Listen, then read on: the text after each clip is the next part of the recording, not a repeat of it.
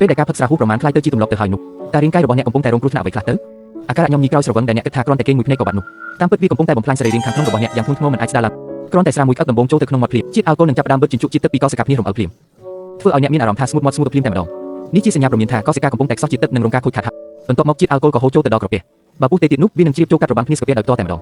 វាចាប់ផ្ដើមកាត់ចិញ្ចៀនក្រពះដូចជាយកក្រដាសសាច់ទៅដុសខាត់អញ្ចឹងទោះជាពូឆ្អែតក៏ដោយក៏វានៅតែទៅរំញោចឲ្យក្រពះបញ្ចេញជាតិអាស៊ីតច្រើនហួសធ្វើឲ្យស្រទាប់ការពារក្រពះត្រូវរលាយបន្តិចម្ដងក្រោមការបំផ្លាញទ្វេដងនេះ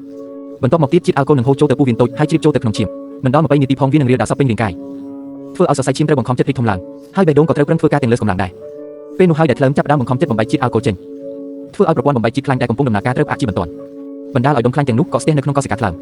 នៅពេលដែលកំហាប់ជាតិអាល់កុលឡើងដល់កម្រិតខ្ពស់បំផុតប្រព័ន្ធសញ្ញាប្រសាទរបស់ខួរក្បាលនឹងត្រូវកាត់ផ្ដាច់ទាំងបង្ខំធ្វើឲ្យអ្នកទៅជាវង្វេងវង្វាន់និយាយមិនច្បាស់ហើយអាការៈដាច់ហ្វីលវង្វេងវង្វាន់ក៏ចាប់ផ្ដើមកើតមានបើសិនជាពេលអ្នកភ្ញាក់ពីគេងមានអារម្មណ៍ថាធំក្លិនឬមានរសជាតិជូរល្វីងប្លែកនៅក្នុងនោះគឺដោយសារតែជាតិអាស៊ីតក្រពះនិងទឹកប្រមាត់វាបានច្រាលឡើងមកដល់បំពង់របស់អ្នកសូមកុំអារំលងទស្សនាវីដេអូនេះខ្ញុំនឹងប្រាប់អ្នកពីសញ្ញាព្រមានដំបូងបង្អស់ដែលរាងកាយស្ដែងចេញមកពេលដែលថ្លើមកំពុងស្រែករកជំនួយមនុស្សភាគច្រើនមិនបានដឹងអាការៈភ័យព្រួយនិងថប់បារម្ភខុសធម្មតាក្រោយពេលដាច់ហ្វីលហើយភ្ញាក់ឡើងរួមទាំងអារម្មណ៍មូម៉ៅផងនោះវាមិនមែនជាអាការៈមិនស្រួលខ្លួនធម្មតាព្រោះម៉ូលេគុលរបស់ជាតិអាល់កុលរហូតអាចទម្លុះខ្សែការពារឈាមរត់ទៅកាន់ខួរក្បាលបានហើយជ្រាបចូលទៅក្នុងខួររួចបង្ខំឲ្យខួរក្បាលបញ្ចេញសារធាតុដូប៉ាមីនយ៉ាងច្រើនដើម្បីបង្កើតជាអារម្មណ៍សប្បាយរីករាយមួយដែលជាអារម្មណ៍នេះមិនមែនមកពីអ្នកមានអារម្មណ៍ល្អពិតប្រាកដតែវាគឺដោយសារតែប្រព័ន្ធខួរក្បាលផ្នែកខាងមុខរបស់អ្នកត្រូវបានហើយវាក៏កំពុងតែបាត់បង់សមត្ថភាពក្នុងការគ្រប់គ្រងការគិតនិងហើយអ្វីដែលគួរឲ្យខ្លាចបំផុតនោះគឺខួរក្បាលរបស់អ្នកនឹងចងចាំអារម្មណ៍មួយនេះពេលដែលអ្នកកាន់តែផឹកញឹកញាប់ទៅពីមុនគ្រាន់តែផឹក2 កែវក៏មានអារម្មណ៍ថាស្បាច់តែយូរទៅត្រូវផឹកដល់ទៅ5 ឬ 6 កែវទើបមានអារម្មណ៍ដូចមុនអ្នកប្រហែលជាគិតថាខ្លួនឯងពូកែតែតាមពិតគឺមកពីខួរក្បាលរបស់អ្នកកំពុងតែបង្ខំចិត្តសាំនឹងជាតិពុលនោះទេហើយនៅពេលដែលអ្នកឈប់ផឹកភ្លាមសារធាតុបញ្ជូនប្រព័ន្ធប្រសាទធ្វើឲ្យអ្នកញ័រដៃភ័យក្នុងចិត្តគេងមិនលក់និងអារម្មណ៍មិនស្ងប់ដល់ពេលដែលអ្នកលើកកែវស្រាមកផឹកម្ដងទៀតមិនមែនដើម្បីភាពសប្បាយរីករាយគឺដើម្បីកាត់បន្ថយការឈឺចាប់ពីអាការៈញៀនស្រាតែប៉ុណ្ណោះក្នុងពេលជាមួយគ្នានេះគោលដៅចុងក្រោយនៃការបំផ្លាញជាតិអាល់កុល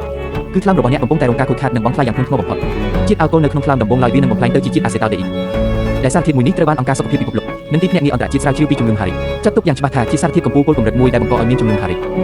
ហើយជាតិពុលរបស់វាគឺខ្លាំងជាងជាតិអាល់កុលធម្មតាដល់ទៅរាប់សិបថ្លើមរបស់មនុស្សពេញវ័យដែលមានសុខភាពល្អអាចបំផ្លាញជាតិអាល់កុលបានត្រឹមតែ10 ក្រាមប៉ុណ្ណោះក្នុង1 ម៉ោងពុលគឺប្រហែលជាស្រាក្រឡុកតែមួយទឹកទុកដូច្នេះរាល់ស្រាដែលអ្នកវានឹងធ្វើឲ្យជាតិពុលអាសេតាល់ដេអ៊ីក៏ប៉ុនដូចជាគំនរសម្រាមនៅក្នុងជាតិពុលទាំងនេះប្រៀបដូចជាកន្ត្រៃតូចរាប់មិនអស់ដែលទៅកាប់ដាច់ខ្សែចង្វាក់ណានៅក្នុងកោសិកាថ្លើមរបស់អ្នកដោយផ្ទាល់នៅពេលដែលថ្លើមរងការវាយប្រហារបែបនេះវានឹងវិវត្តពីការកកខ្លាញ់ទៅជាការរលាកនិងរលួយកោសិការួចខ្លាយទៅជាសរសៃរឹងនិងចុងក្រោយខ្លាយទៅជាជំងឺគ្រុនថ្លើមនិងមហារីកថ្លើមតែប៉ុណ្ណោះអ្វីដែលគ្រោះថ្នាក់បំផុតនោះគឺថ្លើមគ្មានប្រព័ន្ធប្រសាទនិងឈឺចាប់នោះទេទោះបីជាវាឈានដល់ដំណាក់កាលរលាកឬលួយទៅហើយក៏អ្នកនៅតែមិនមានអារម្មណ៍ថាឈឺលុះត្រាតែដល់ថ្ងៃដែលអ្នកចាប់ផ្ដើមឈឺពោះផ្នែកខាងស្ដាំផ្នែកខាងលើនោះមានន័យថាវាបានឈានដល់ដំណាក់កាលចុងក្រោយដែលមិនអាចព្យាបាលបានទៅហេតុនេះសូមចងចាំថារាល់កាកសំណល់នៃការបំផ្លាញជាតិអាល់កុលនៅក្នុងរាងកាយ